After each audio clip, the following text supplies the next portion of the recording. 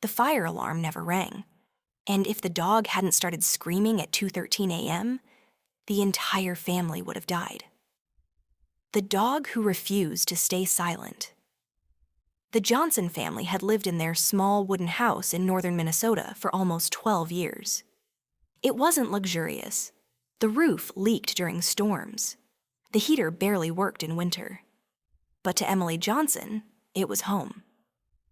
Every night, her husband Daniel worked late shifts as a truck mechanic while she stayed home with their 2 children, 8-year-old Noah and little Sophie, who had just turned 4. And then there was Max, a large golden retriever they rescued from a shelter 3 years earlier. Nobody wanted him because of the scar near his eye.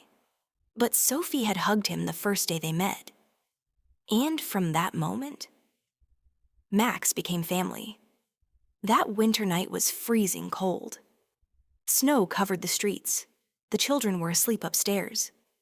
Daniel had fallen asleep on the couch after a 14-hour shift.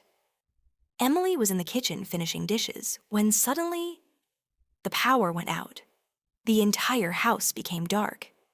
"Daniel?" she whispered nervously. No answer. Outside, strong wind howled through the trees. Emily grabbed a flashlight and walked toward the basement stairs. And that's when Max started growling. Not barking, growling, low, deep, terrified. "Max, what is it?" The dog blocked the basement door completely. His fur stood up. Then suddenly, bang! A loud explosion came from downstairs. Emily screamed. Smoke burst through the basement door. The old heater had exploded. Within seconds, flames spread through the wooden walls. "Daniel, fire!" Daniel woke instantly. The smoke alarm still hadn't activated. The fire was already climbing toward the staircase. Emily grabbed Sophie. Daniel ran upstairs for Noah, but thick black smoke swallowed the hallway. Noah's room door wouldn't open. "Noah!" Daniel shouted desperately. Inside, the terrified boy was crying. The fire was spreading too fast. Daniel tried kicking the door.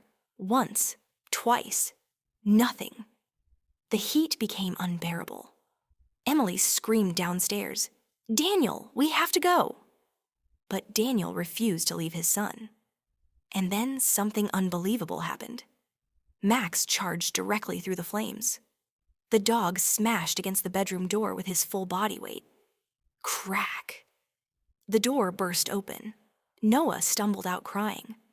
But before Daniel could grab him, part of the ceiling collapsed. Right between them. Fire separated father and son instantly. Emily screamed in horror from downstairs. Daniel tried reaching Noah, but flames blocked the path. And then, Max disappeared into the fire. "Max!" Sophie cried hysterically. Seconds felt like hours. Then suddenly, out of the smoke, Max emerged, dragging Noah by his pajama sleeve. The boy was unconscious. The dog pulled him across the burning hallway while his own fur caught fire. Daniel grabbed Noah and ran downstairs.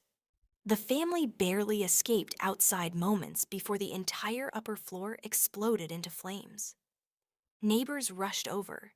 Snow mixed with ash in the freezing night air. Emily hugged Noah tightly as paramedics checked his breathing. But Sophie looked around crying. "Where's Max?" Everyone froze. The dog never came out.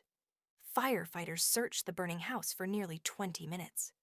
Then one firefighter finally walked out slowly, carrying Max.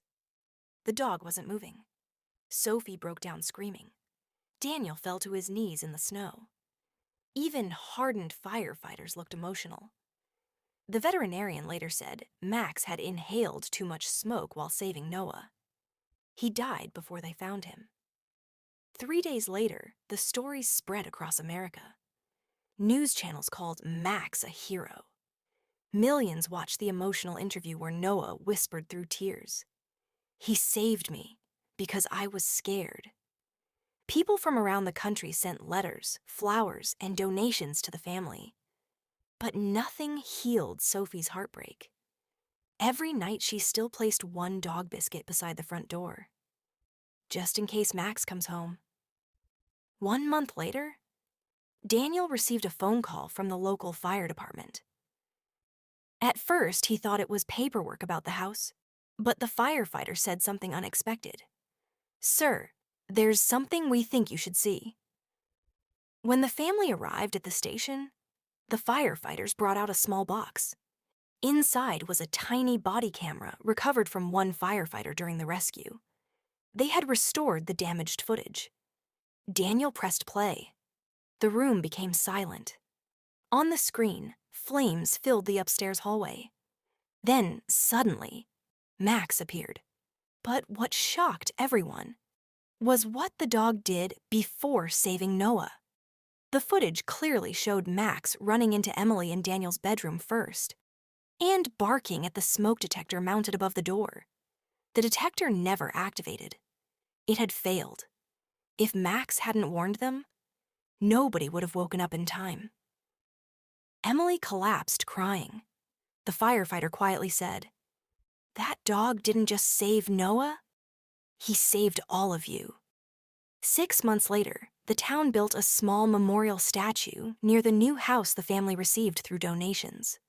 On the plaque were simple words: "Not all heroes walk on two legs." And every winter night, Sophie still whispers before sleeping, "Good night, Max," as if somewhere beyond the stars, their hero is still protecting them.